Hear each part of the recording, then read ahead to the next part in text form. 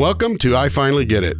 On today's episode, we visit with Taylor Davis. Taylor's a financial advisor with Northwestern Mutual, and over his more than 30-year career, he's realized that there are times when you need to bring people in to help free you up to do the things you're really meant to do. In studio, as always, Dustin Webb, our producer. I'm your host, Jeff Martin. Let's get it. Jeff, I'm not so sure I get it.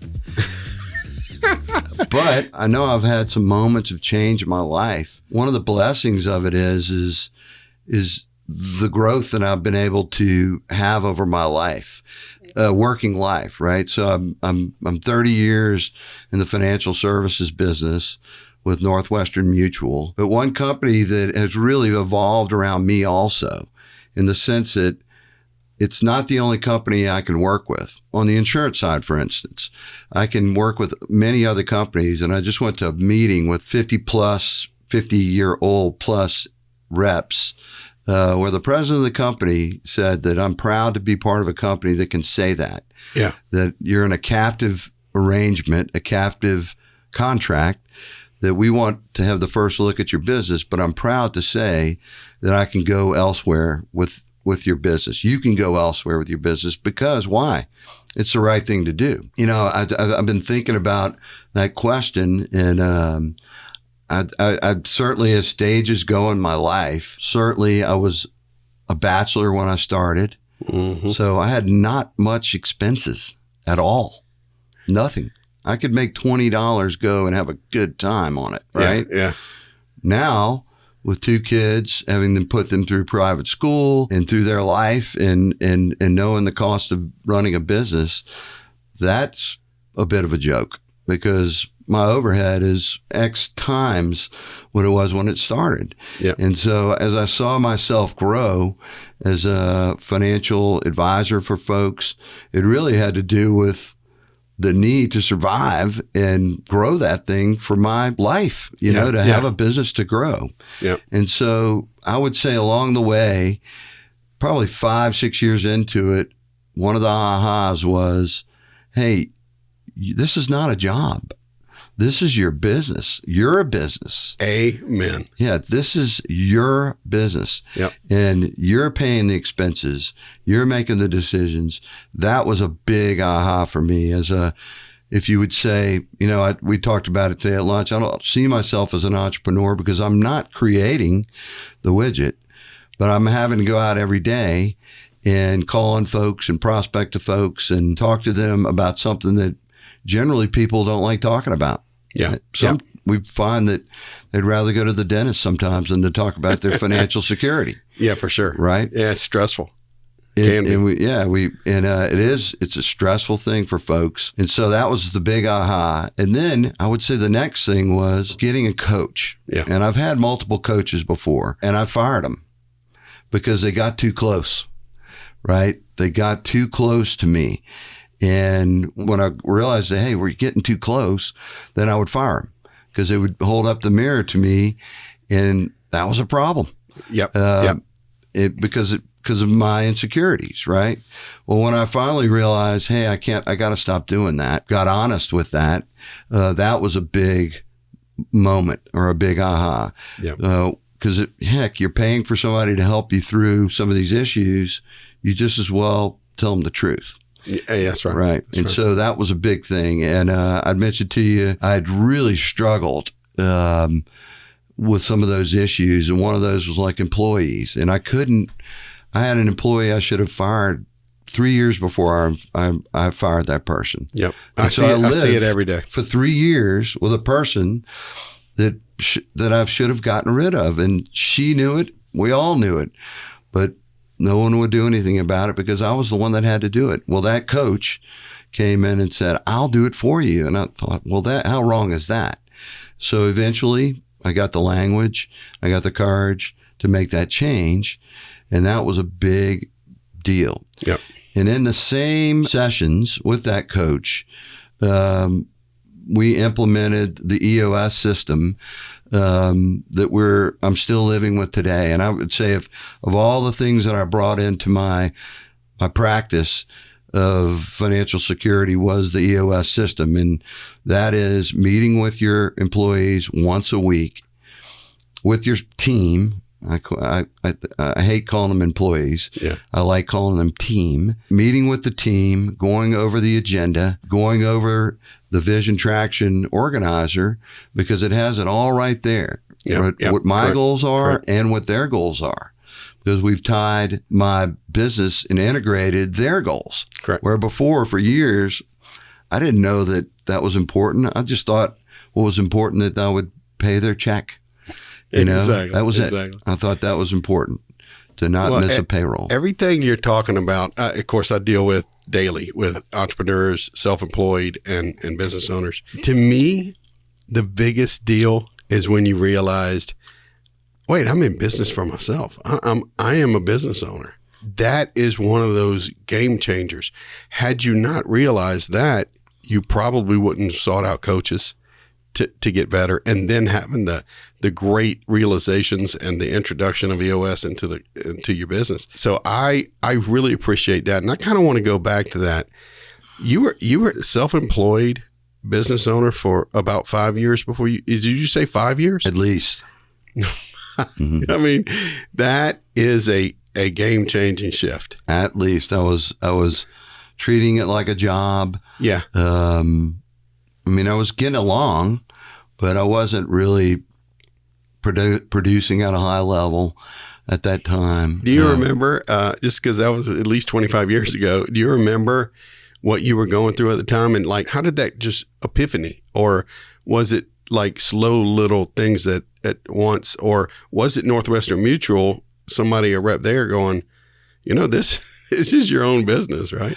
I think it was a combination. One of the things that attributes of Northwestern is they bring in client builder groups, we call them, and you're studying your business with your other peers of equal. And so I think that was a combination. We would meet once a month, and of course I would lie to them and say I was doing X, right? Yeah. It was a matter of being honest. It was a matter of being honest with yourself. And are you just saying you're doing this because the proof was in the pudding? We're trying to help you. And so I think that client builder group was certainly an important thing. And not being able to pay my bills. Yeah, correct, correct. So I had to go get second jobs sometimes. Yeah. Waiting tables and, doing odds and ends and things like that to pay my bills. Yeah, I will tell you that the industry you walked into is hard to make it. Once you get past a certain point, you're pretty good. But it's tough in the early days. Oh, the turnover in our business is it's really hard to believe. Yeah. Our organization is less than industry, and I attribute that to training. Yeah. Is pretty good. But I would tell you this, that owning your own business is not for everyone. No, you're right. Right? And my brother-in-law is the CFO of West Marine right now, and he's been CFO of some big companies. And I always kind of would ask him, why don't you do your own thing? And he said, because I don't want to create it. I want to work it, and I have no desire to create my own business. Correct. And so trying to find that entrepreneurial spirit is one thing, and people say, oh, yeah, I want to own my own business, but it's not for everyone. And finding that out is critical. I look at it, we have self-employed, we have business owners, and we have entrepreneurs. Some self-employed folks are very entrepreneurial. Some aren't. Some business owners, they love being in there the day-to-day and doing what they do. And they're not as entrepreneurial as they think. Of course, they're self-employed, right? Correct. And then there's entrepreneurs who they're in it for the game. They love it, and that's everything. Yeah. But figuring out which one you are and which one you aren't is a big deal. And I'd love that you figured that out, because just imagine the wasted time you could have had if you'd have said, no, I want to go do this, but I'm not built for it. Right. No, I definitely believe we're on a faith journey, and it's been a wonderful, all the things I've just told you, about not being honest with myself. That's our life, and that's what we talk about in our faith journey. we've got to be honest with ourselves and understand, that we're broken, the things that we've talked about many times. Yep. And we're not perfect. No. And nobody is. It's funny how we try to think we are sometimes.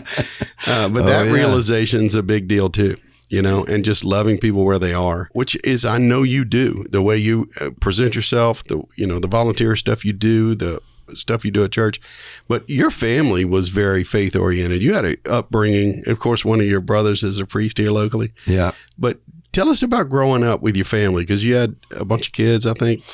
So yeah, I'm one of 8 kids. My dad was the first thoracic vascular surgeon in town. Wow. Heart surgeon is what they call him now. And he married my mother. He converted. He was an Episcopalian.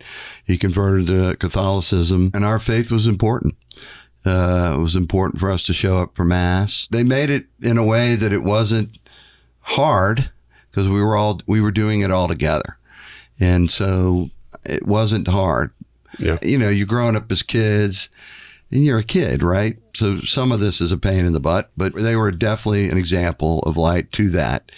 And were they perfect? No, my parents were not perfect, but they did love their faith, both of them. And my dad, I always say the converts that makes the best Catholic, because they make that choice as an adult. Yeah, sure. And so, and he chose that, and against a lot of odds, really. Yeah, sure. So that was neat. I can remember the day Hampton told me he was going to be a priest, and I was probably wanted to be a priest, and I think I was probably about 15 years old, and it was, I was like, oh man, I'm not going to ever be able to cuss in front of you. Like, I'm not going to be able to be what I thought was an adult. Yeah. And boy, we laughed. That's hilarious about that, and it's been a wonderful experience having a brother as a priest. Yeah. One of my favorite things is a home Mass. Just imagine that's how it was at the beginning. That's right. Just small, very small, intimate gatherings. And if you know Hampton, he likes to get it out of you. Yeah, that's so awesome. You have to be ready to share, and lots of sharing. That's great. And I love very close to my brothers and sisters. We've stayed very close, and it's a blessing, because I see a lot of broken families, and they've been an incredible support for me, with my business and with my family. Yeah. Whenever I needed a sale, I could always count on my family. Yeah. And I know, isn't that great? I know the reason I had some insurance early on is because my brother was a New York Life agent for about enough to sell him a policy and me one. So I still have that one. I love it. Well, that's so cool, man. It's so cool. Let's get back to your business. What type of clients do you work with, and what's kind of, I don't want to put you on the spot and say a favorite type of client, but right. Is it mainly families or? I love to work with closely held businesses that are owned by families. I love that, because what you'll find is, it's not all the time, but oftentimes you'll have kids working in the business with the mom and dad that started it, right? Yeah. The mom and pop. And then you'll have kids that aren't working with them in the business. And so it becomes a very unique challenge in that planning to do the succession planning for that business. Yeah. And so along with that, we can do their group benefits, and we can do their retirement planning, and we can do all the ancillary things outside of the big planning that we do. And I'm a nerd about it. I love it. I like to unwind it, and then ultimately see the transfer. See that work happening. And it's hard, because we often used to say, a stockbroker long-term is 2 years. Well, the planning we're doing is a lifetime of planning, 20, 30, 40 years. Yeah. And our hope is, and our goal is, if this plan is good today, it'll be good tomorrow in that 20 to 30 year realm. Yeah. And so when we talk about long-term, we're truly talking about full succession planning.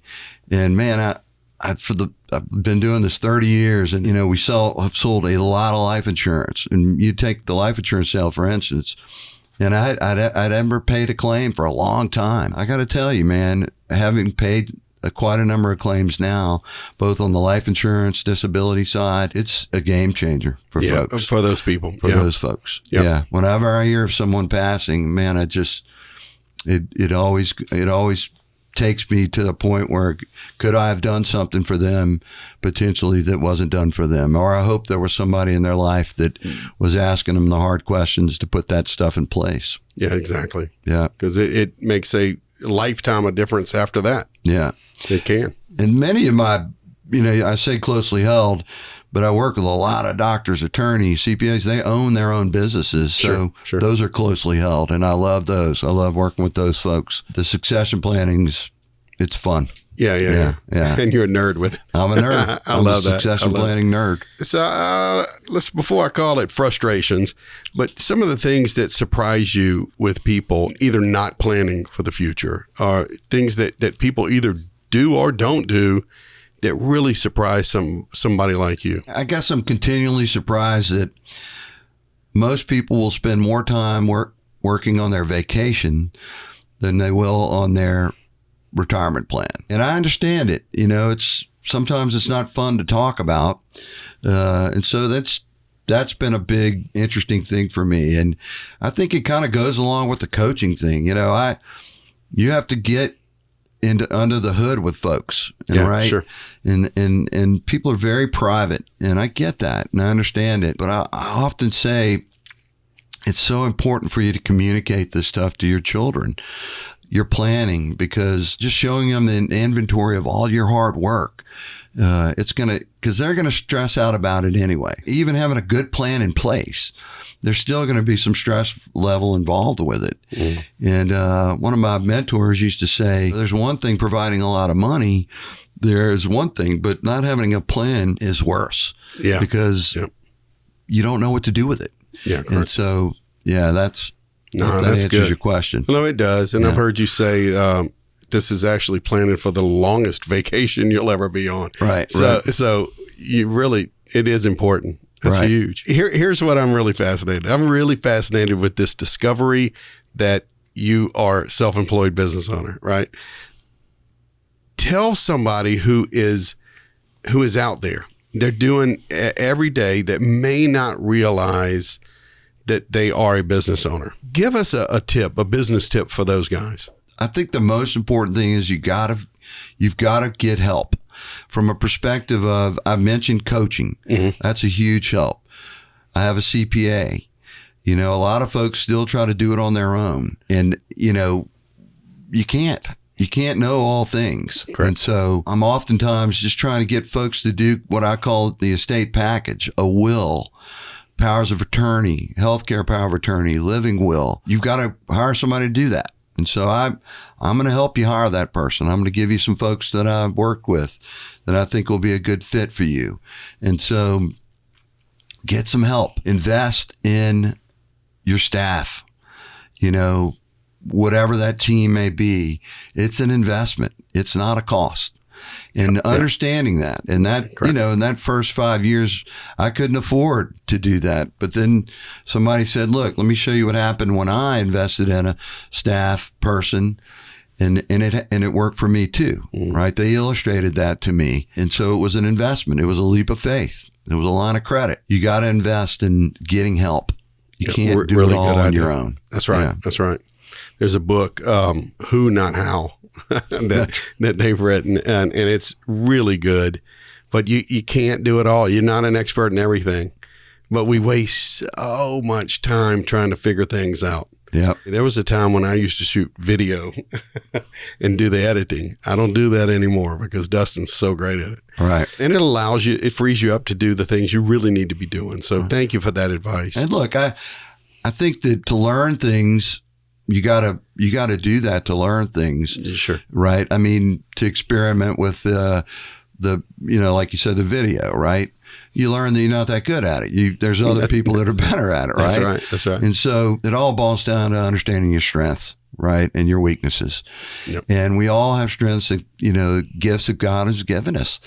And I know I'm not a good guy on the phone. I don't like picking up the phone and dialing 100 times, but I know it has to happen. Yep. So I hired somebody to do it, right? And that's been some of the best money I've ever spent. Yeah, that's just great. knowing that little mill keeps going on, and so that's good advice. It really is. Thank you. Yeah. So you run into folks all the time, whether it's in the business or outside in the community. How do you leave people both different and better just by meeting you? That's a hard question. I would think that I just love seeing the best in people. As you get older, you get a little jaded, but you have to fight that and just try to see the best in people. I've seen that through my service.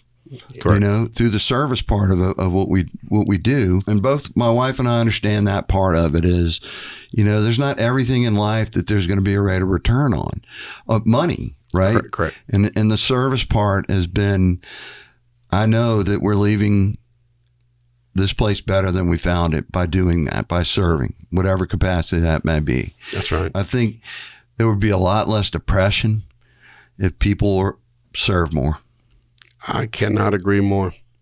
Yeah, I cannot agree more. Thank you for that, man. It helps me. I'm able to put my business aside and go work on a board and do something. And I think that's where you really can meet people where they are. Yeah, sure. In your service. Thanks for joining us this week on I Finally Get It. For more light bulb moments, like and subscribe so you never miss an episode. Check out the show notes at ifinallygetit.com to learn more about what Taylor's up to. See you next week when we sit down with Michael Mitchell and he shares what he finally got. Hey, if you own a business and you'd like to share your light bulb moment to help a fellow business owner, reach out to me at jeff@ifinallygetit.com.